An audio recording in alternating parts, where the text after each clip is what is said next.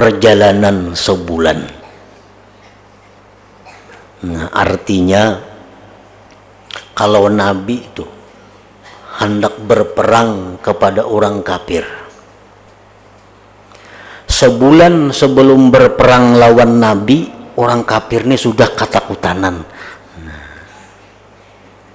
Sudah takutan. Nah, jadi itu yang diberikan Allah kepada Nabi kita.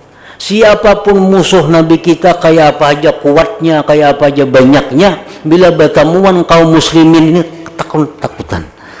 Nah, sebulan lagi sudah takutan berdahulunya. Ini keistimewaan yang diberikan Allah kepada Nabi kita.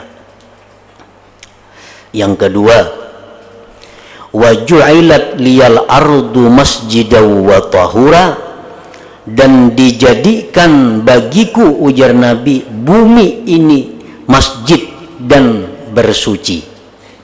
Fa ayyuma rajulin min ummati adrakathu salatu falyusalli, dimanapun seseorang umatku memperdapati akan dia sembahyang, maka hendaklah dia sembahyang.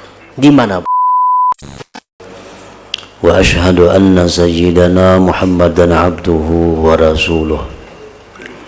Allahumma salli wa sallim wa barik ala sayyidina wa maulana Muhammad wa ala alihi wa sahbihi wa man tabi'a hudah, amma ba'd. Yang kita hormati dan kita cintai para habaib dan para alim ulama, para muhibbin, hadirin hadirat rahimakumullah. Puji dan syukur kita haturkan kehadirat Allah Subhanahu wa ta'ala yang telah mengumpulkan kita bersama-sama di tempat ini. Dan juga kita mengucapkan puji dan syukur kehadirat Allah Subhanahu wa ta'ala atas berbagai macam nikmat yang selalu dicurahkan kepada kita semua. Salawat dan salam untuk junjungan kita Nabi besar Muhammad sallallahu alaihi wasallam, dan kepada seluruh keluarga, para sahabat, zurriyat dan pengikut beliau. Para muhibbin rahimakumullah, at-targhibu fit tayammum. Bab yang selanjutnya adalah mengenai masalah tayammum.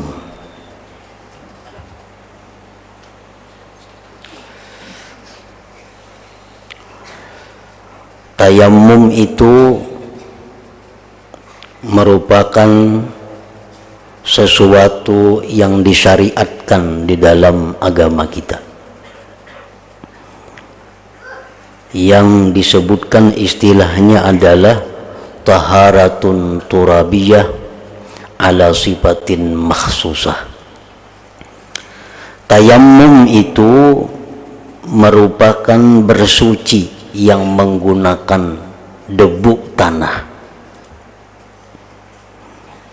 dengan cara-cara yang tertentu.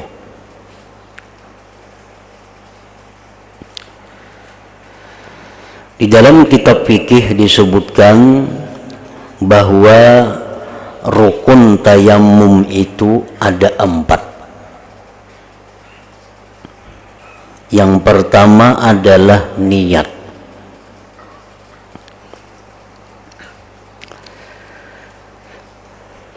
Niat artinya adalah sahjaku bertayammum untuk membolehkan sembahyang fardu.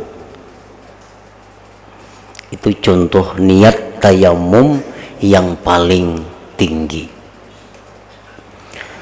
Apabila kita berniat tayammum itu untuk membolehkan sembahyang fardu, maka kita boleh melakukan 1 kali fardu dan beberapa kali sunat, dan boleh pula melakukan ibadah sunat lain seperti membaca Al-Quran atau menyentuh Al-Quran dan seumpamanya. Adapun niat yang kedua adalah sahjaku bertayamum untuk membolehkan sembahyang sunat. Apabila niat ini dipakai, maka yang boleh hanya sembahyang sunat sebanyak-banyaknya, dan boleh pula ibadah lain seperti menyentuh Al-Quran, namun dia tidak boleh melakukan sembahyang fardu.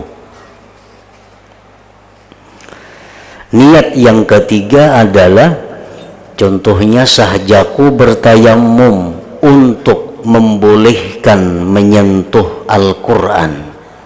Nah, bila niat ini yang dipakai, maka tidak boleh digunakan untuk sembahyang sunat, apalagi sembahyang fardu. Nah, rukun pertama tayamum itu adalah niat tadi.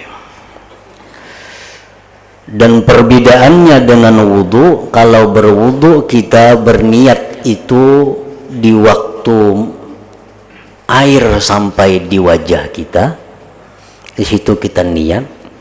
Kalau tayamum ini niatnya di waktu kita mengangkat telapak tangan dari tanah. Nah, kita angkat telapak tangan dari tanah, disitulah kita berniat sampai sentuh ke wajah kita. Yang kedua, rukun tayamum itu adalah menapakkan tangan ke tanah untuk wajah.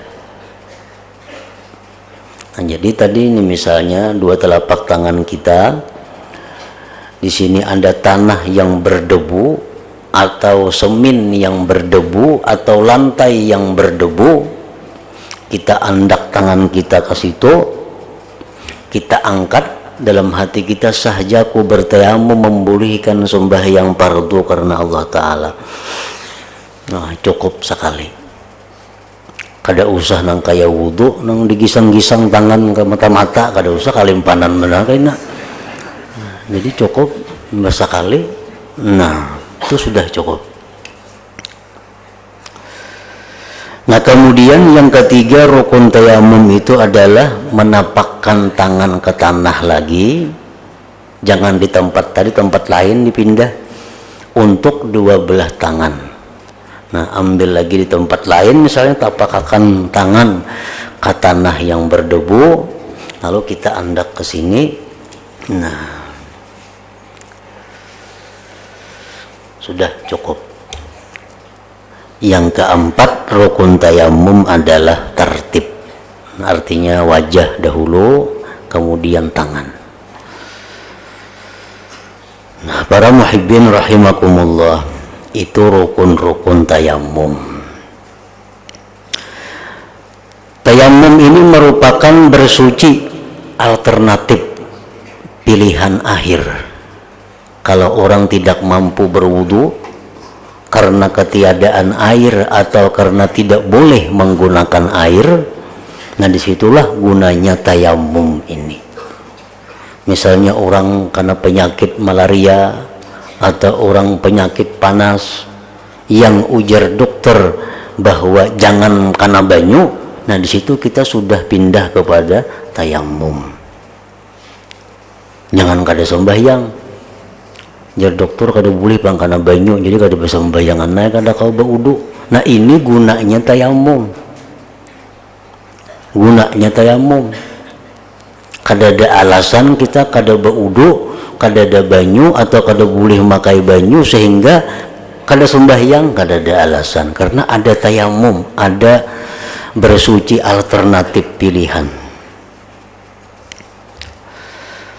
Antara wudhu dan antara tayamum itu ada beberapa perbedaan. Yang pertama, kalau wudhu itu sifatnya merangkatkan hadas. Nah, wudhu itu merangkatkan hadas. Nawaitul wudhu lirab'il hadas. Kalau tayamum, aku bertayamum merangkatkan hadas, kada sah. Karena tayamum ini kada merangkatkan hadas, lain hal dengan wudhu. Yang kedua, tayamum ini hanya yang disapu wajah dan tangan. Wajah dan tangan. baik sebagai pengganti wudu atau pengganti mandi janabah. Orang habis janabah mandi atau suci haid mandi, kada ada banyu atau kada boleh memakai banyu karena ada sesuatu penyakit. Nah, bertayamum, tayamumnya sama, niatnya pun sama. Orang kada kawa mandi junub, tayamum saja aku bertayamum untuk memulihkan sembahyang fardu, sama aja niatnya, gawiannya pun sama.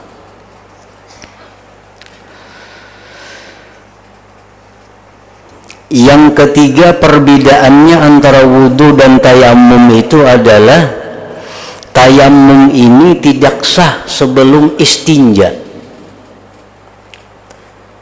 Istinja dahulu hanyar tayamum. Nah, kalau wudhu itu boleh berdahulu wudhu hanyar istinja, cuma batal pulang kena wudhunya. Orang misal qadha hajat, tontong qadha hajat belum lagi babasuh, nyoba wudhu dahulu, sah aja wudhunya. Begitu babasuh batal pulang kecuali balapik. Nah, kalau tayamum itu kada bisa, istinja dahulu hanyar tayamum. Yang keempat, perbedaannya adalah tayamum ini tidak sah sebelum masuk waktu.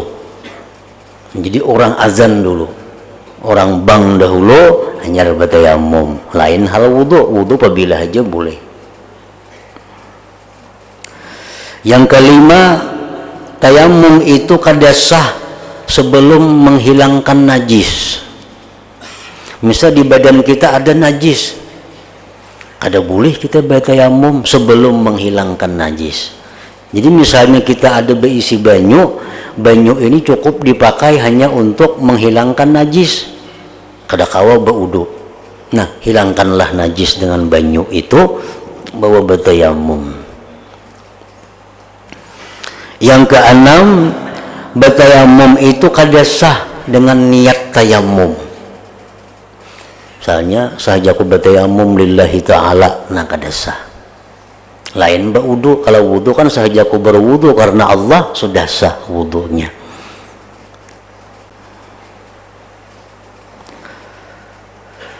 Yang ketujuh, perbedaannya tayamum ini kada disunatkan 3. Kalau kita wudu basuh muha 3, tangan 3, nah tayamum kada saraba sekali. Yang kedelapan, perbedaannya lagi, tayamum ini kekuatannya hanya untuk sekali fardu. Nah, untuk sekali fardu, kada bisa untuk 2 fardu. Lain hal dengan wudu. Nah, para muhibbin rahimakumullah, di tempat kita ini mungkin tayamum jarang digunakan karena kita kada ada masalah dengan air. Tetapi tayamum ini bisa digunakan dan mesti atau wajib digunakan apabila di dalam tubuh kita ini atau di anggota-anggota wudhu kita ada sesuatu yang menyebabkan tidak boleh kena air. Kita ambil contoh, batis kita, di batis itu ada luka. Nang luka itu kada boleh kena banyu. Bila kena banyu bisa bertambah parah atau lambat sembuh. Ini ujar dokter, jangan kena banyu. Nah, kita berwudu kayak biasa, basuh batis kita, lalu luka itu ditinggal, diliung luka itu. Jangan kena banyu bang tadi kan, diliung lukanya tadi. Tontong habis berwudu, kita wajib bertayamum. Wajib bertayamum untuk menutupi kekurangan meliung tadi. Nah itu gunanya tayamum. Jadi tayamum bukan hanya untuk kada ada banyu, kada. Tayamum itu sebenarnya berguna untuk macam-macam. Termasuk orang nang berimpus. Kan berimpus ini. baimpus di tangan, di parban. Kada kawa kana banyu parban itu lahnya kada resep banyu. Nah, baudu lah seperti udu biasa. Sampai diintang jarum impus itu diliung, jangan kana banyu, kana banyu kada resep juga kana parban itu. Liung, nah, liung, taruh selanjutnya wudu, sontong wudu betayamum. Menutupi nang liungan ini nah tayamum. Berhubung jarum impus ini andaknya di tangan dan di parban, sehingga banyu kadarasap, debu pun luput. Nah, maka andai kata dia sudah sembuh, dia wajib mengqadha sembahyangnya itu.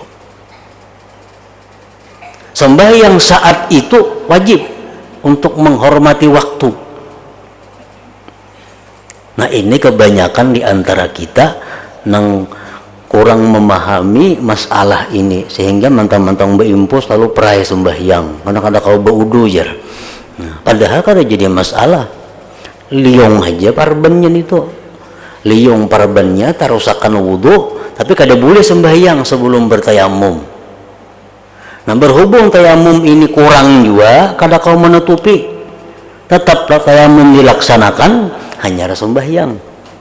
Andai kata dia sembuh kainanya, sembahyangnya diqadha lagi, sembahyangnya diqadha lagi. Nah, ini gunanya tayamum.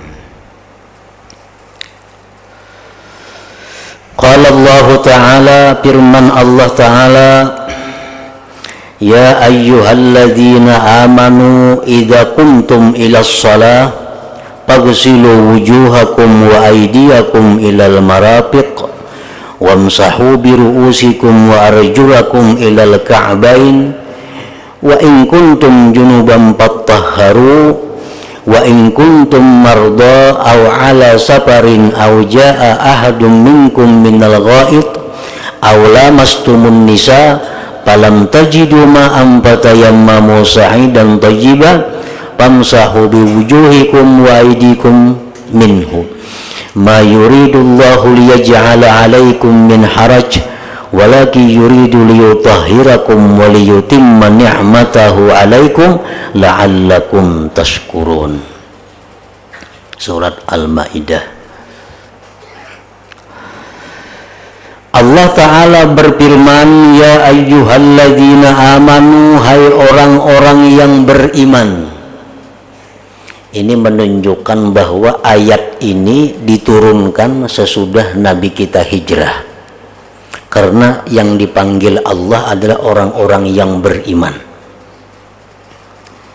Kalau Nabi kita sebelum hijrah, itu biasanya Allah memanggil hai manusia, ya ayyuhan nas, hai manusia. Nah, sesudah Nabi kita hijrah ke Madinah, biasanya Allah menyeru itu dengan seruan hai orang-orang yang beriman. Apabila kamu ingin sembahyang sedangkan kamu berhadas, maka basuhlah wajah kamu, tangan kamu sampai siku, sapulah kepala kamu, dan basuhlah kaki kamu sampai dua mata kaki.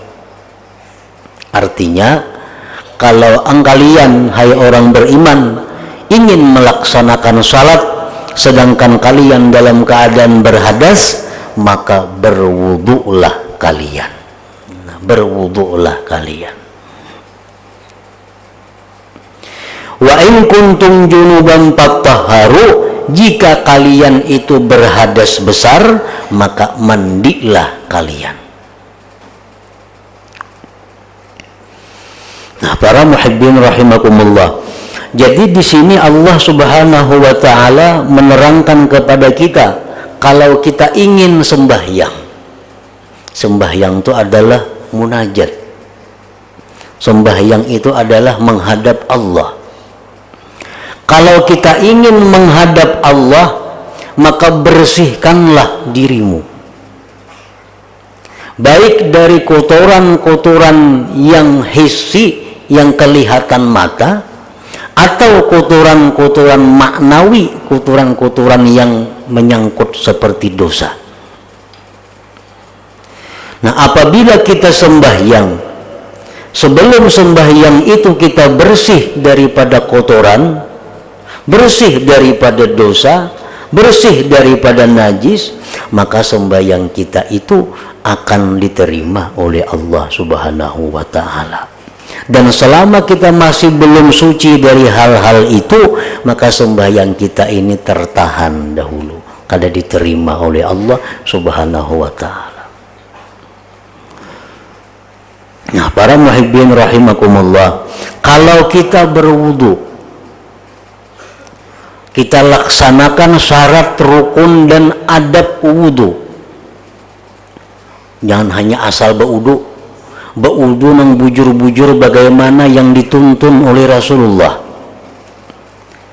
Kita laksanakan syaratnya, rukunnya, adabnya, sunatnya, kita jauhi yang makruh-makruhnya.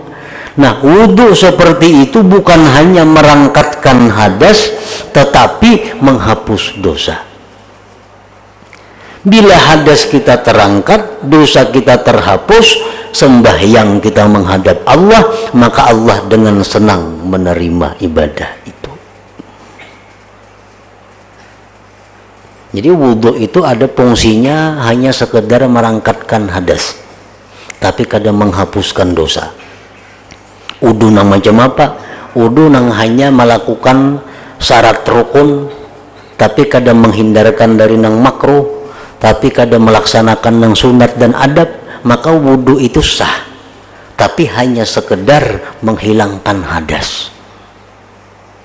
Tetapi kalau wudu kita ini sempurna, maka bukan hanya hadas yang hilang terangkat, tapi dosa-dosa kita pun ikut terangkat.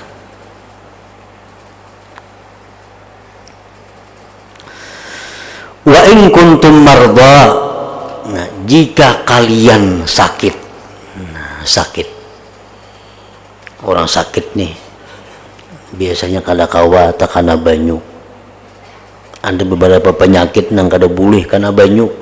Misal orang karena luka bakar, nah itu kada boleh kana banyu. Au ala safarin, atau kamu sedang dalam perjalanan. Nang zaman bahari itu kan di padang pasir, kada kayak kita di sini banyak aja masjid-masjid di tengah jalan, langgar, musalla tuh ada jadi masalah. Nah, orang dahulu tuh padang pasir mana ada penyinggahan itu. Au jaa ahadun minkum minal ghaid, atau kamu berhadas. Au lamastumun nisa, atau kamu telah menyentuh perempuan. Falam tajidu ma'a, maka kalian tidak mendapatkan air, fatayammamu, maka bertayamumlah. Nah, tayamumlah. Sa'idan tayyiba, tayamum itu adalah tanah yang baik. Jadi tayamum itu sebagai alatnya, ibaratnya wudu itu air mutlak. Nah, kalau tayamum ini debu yang baik. Jadi kadang mesti di tanah, misalnya pelataran kita berdebu, nah artinya kelihatan tuh debunya, mau kita andak tangan belikas, nah itu berdebu ngarannya, tuh kawa di tayamumi di situ. Di mana kadang mesti di tanah, kadang mesti dimanapun kalau ada debunya banyak, nang kelihatan dengan mata kita di situ bisa bertayamum. Famsahu biwujuhikum wa aydikum minhu, maka sapulah wajah kamu dan tangan kamu daripada debu tadi. Ma yuridullahu liyaj'ala alaikum min haraj, Allah tidak menghendaki menjadikan kalian itu susah. Allah kadang menghendaki kalian itu sulit. Misalnya sembahyang mesti berwudu, nang garing kan, nang kayak apakah, mau kada ada banyu nukar. Nah, Allah kadang menghendaki itu. Kalau kita kada kau memakai banyu, kalau kita kada ada berisi banyu, nah Allah perintahkan tayamum. Allah kadang menghendaki kita ini dalam kesulitan. walaki yuridu liyutahhirakum, tetapi Allah menghendaki mensucikan kalian, waliyutimma ni'matahu alaikum, dan menyempurnakan nikmatnya atas kalian, la'allakum tashkurun, agar kalian itu bisa bersyukur kepada Allah. Nah, jadi dalam ayat yang ke-6 surat Al-Maidah ini, pertama ada perintah wudu bagi orang-orang yang berhadas kecil, kemudian ada perintah mandi junub bagi orang-orang yang berhadas besar, kemudian ada lagi perintah bertayamum bagi orang-orang yang terhalang menggunakan air.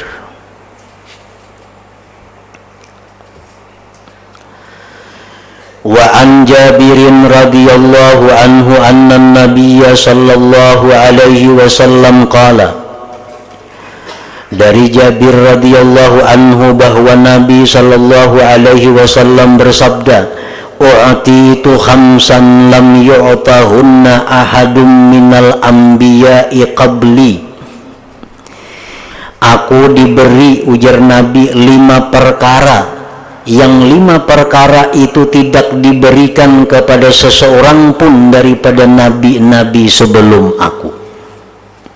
Ini keistimewaan, kekhususan yang diberikan Allah untuk nabi kita yang belum diberikan kepada nabi-nabi dahulu. Yang pertama, nusirtu birru'bi masirata syahrin.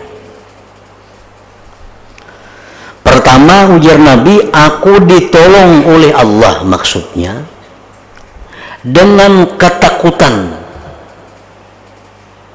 perjalanan sebulan. Nah, artinya kalau Nabi itu hendak berperang kepada orang kafir,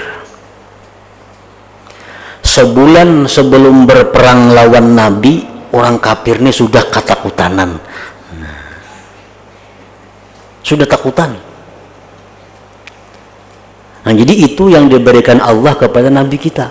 Siapapun musuh Nabi kita, kayak apa aja kuatnya, kayak apa aja banyaknya, bila bertemuan kaum muslimin ini takutan.